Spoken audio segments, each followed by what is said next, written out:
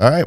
Welcome back to the GCV podcast. This is Mr. Barry. We're here with another episode of My Song, Your Song with my co-host, Anna Miller. Anna Miller. Wonderful to be here.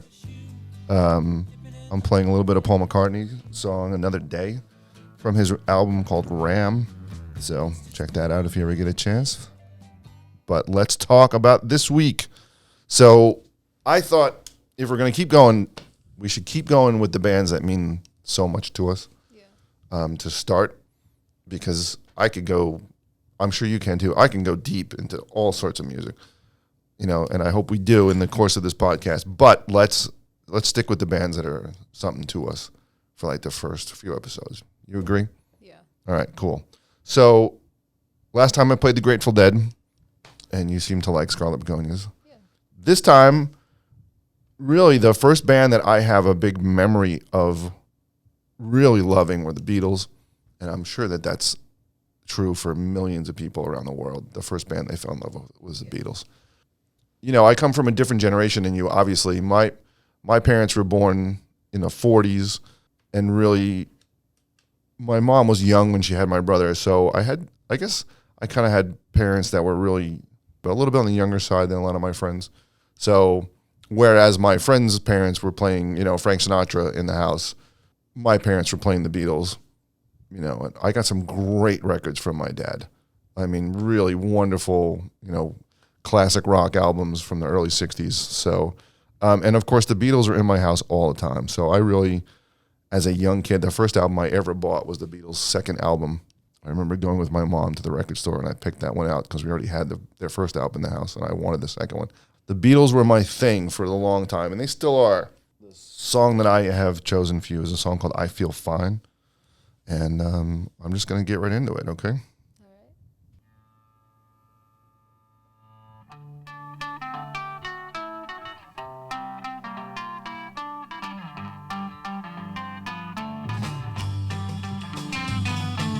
Baby's good to me, she's happy as can be, she said so.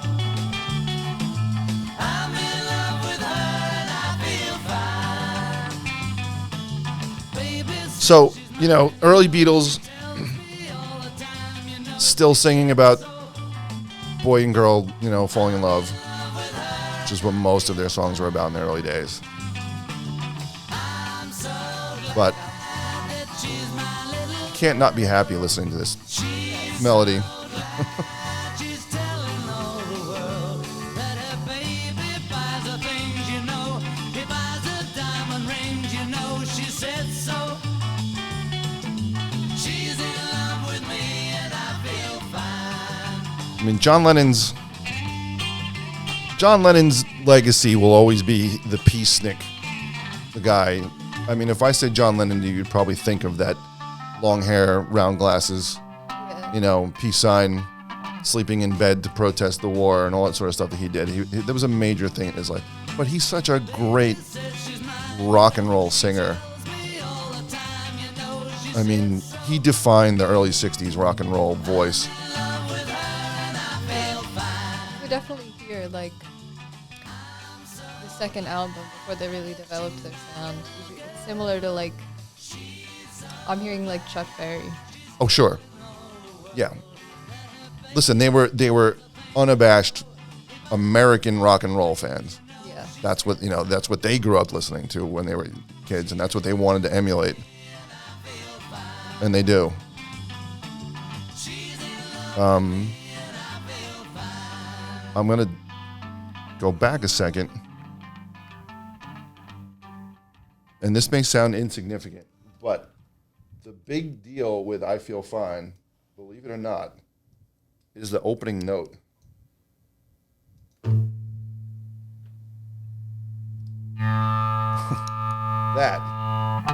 That is widely considered to be the first feedback ever used on a recorded song. Feedback is a mistake. You don't include the feedback. If you have feedback in the studio, you edit that out. But this is when the Beatles, it's an early indication of the fact that they wanted to start doing some different stuff. Yeah. So, and feedback is an interesting sound. you know, and I could see these young guys in the studio thinking, you know, well, that's an interesting sound. Let's just leave that in and see what happens. You know, the Beatles were very guided in their early years by their manager, but their genius came out when they started to experiment in the studio. Yeah. And you could start seeing it, like the next album after this, they're definitely writing a little bit more in-depth music. They started to ask for other instruments to be included. They were asking their producer, can we have a violin? Can we have, you know, horns? And this was just not being done by what they call the British invasion groups. The British invasion groups were singing, you know, I love my girl loves me, and, you know, la-di-da-di-da. And the Beatles were starting to explore. And that note, believe it or not, really is like the first moment that they're like, let's include something different on this song, not just the normal things. I mean, you think about it now, like there are entire genres that like revolve around feedback and the way it's used. Yeah, so. Right. Yeah, some people have even gone as far as to say that that was the moment that grunge was born, you know, because then other bands, English bands, The Who and the Kinks, were like starting to do feedback and include it in their music and play it live and not worry about it. And yeah, then you're right. Then there were certain bands that just, you know, feedback was a major thing for them. The trick with the Beatles, and the confusing thing about the Beatles, is that in 8 years, they did so much and went so far. They just traveled so far from 1962 to 1970. It's just extraordinary. They're really like, I don't know, they're just ahead of their time. Yeah, always. Because, I don't know, it makes sense in my head, but like, music wasn't like, I don't want to say invented, but it was very much something else. And that kind of marked like the start of a complete like change in direction. 100%. 100%. I mean, you know, people weren't as concerned with bands before the Beatles. If you look at the 50s and even the very early 60s, it was a singer fronting a band. You know, it was Elvis, it was Chuck Berry, it was Little Richard. And then, you know, these four guys came out with their matching suits and everything, and all of a sudden people were interested that they were a band, you know, and they kind of created that whole band dynamic. That was it. But then the cool thing is that's not the only thing that they created. Yeah. You know, they went on to create so much more and break ground for, you know, there's before the Beatles and there's after the Beatles when it comes to rock and roll. Yeah. And that's kind of it. So there you go. That's my pick of the week. Beatles, I Feel Fine. Check it out. What do you got for me? I have a Tori Amos song. Oh. Crucify. Cool. I like Tori Amos. Yeah. So when I was really little, well, not only, but that's as far back as I can remember. You're still little, just so you know. Sure. Yeah. But when I was like... Real little. Know, when I was not sentient yet. Right. And my mom would play a lot of Tori Amos, and she would like sing to it, and I guess that's where my whole like singing career started, because she would do it, so I would do it. And was your mom just singing for fun, or was she like a singer in school and things like that, or would? Well, when she was in school, she was very like academically focused, because like, you know, her parents are immigrants, and like she had two really little brothers, and she just kind of like took charge for a lot of that stuff. She would sing just for herself, like in the shower, like when she was cooking. Right. And then later, like kind of like out of the blue, she just joined a random choir. So. That's cool. But she was into Tori Amos, is what you're saying. Yeah. Okay, cool. And I think this is really random. She really liked The Cure.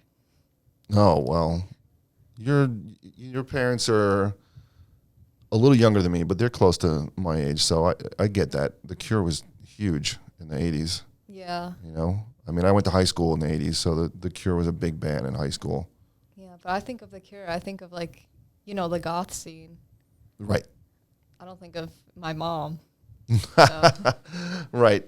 Yeah, but they had a lot of hits, too. They had a lot of, you know, popular songs that were, you know, so not everyone that was into The Cure was a goth person. So. Yeah. All right, but Tori Amos. Tori Amos. This is one of the songs I remember hearing a lot. All right, let's hear it. It has a bit of an abrupt start, so.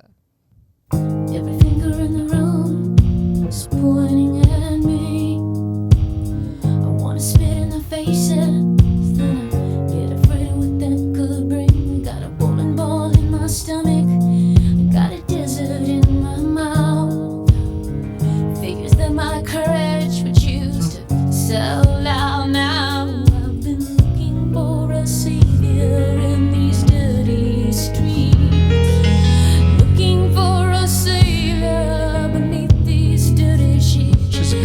singer.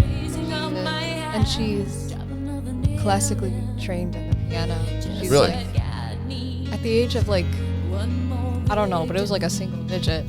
She was accepted into a super prestigious school for music. For but music. I think she got kicked out because she was too rebellious. It's rock and roll.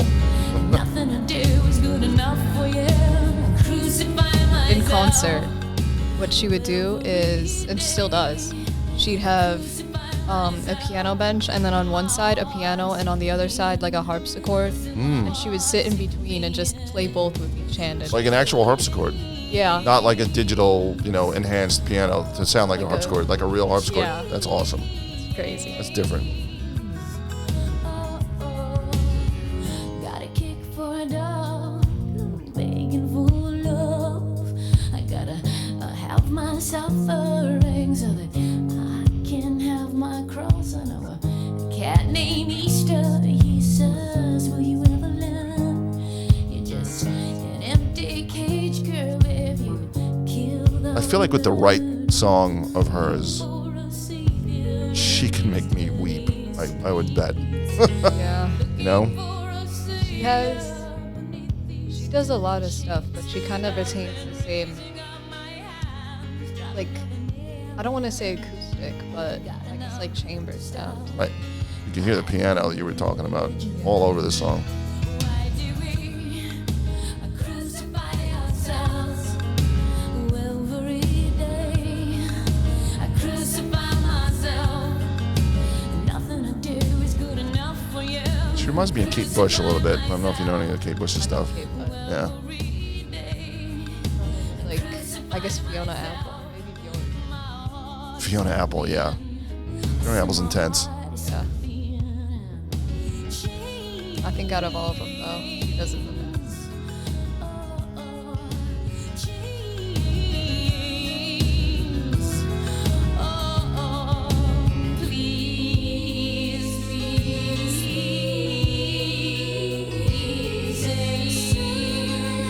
It's nice. It's real nice. It's a great sound. I wonder if that's her layered over herself or if there's a backup singer involved. Looking for a savior in these dirty streets. Looking for a savior beneath these dirty sheets. I've been raising up my hands, driving nothing in. Sounds personal, you know? When you need them. I love the way she uses her voice. It's different. I think we should start printing out lyrics for each other too when we do this. I'd like to read these lyrics. 'Cause it sounds intense.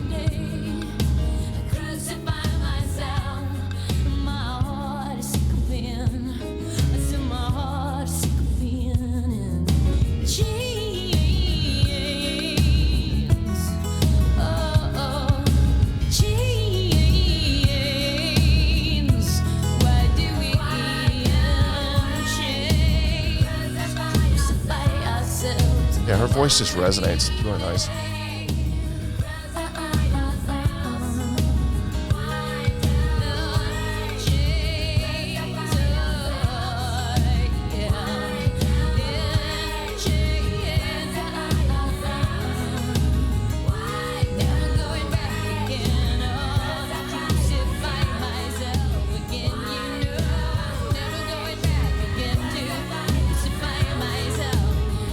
Have you seen her live? Ish. Does she still tour? Yeah. Wow, I think she released an album. that's nice. That's good stuff. Real good. I always have this discussion with Norris when Norris and I are always talking about singers. Yeah. How I can't stand when singers do something like vocal acrobatics. I call it, like Christina Aguilera likes to play around with notes and go up and down and up and down, I think Tori Amos can do that, and she was doing it, but she does it with more purpose, and it seemed more enjoyable to me.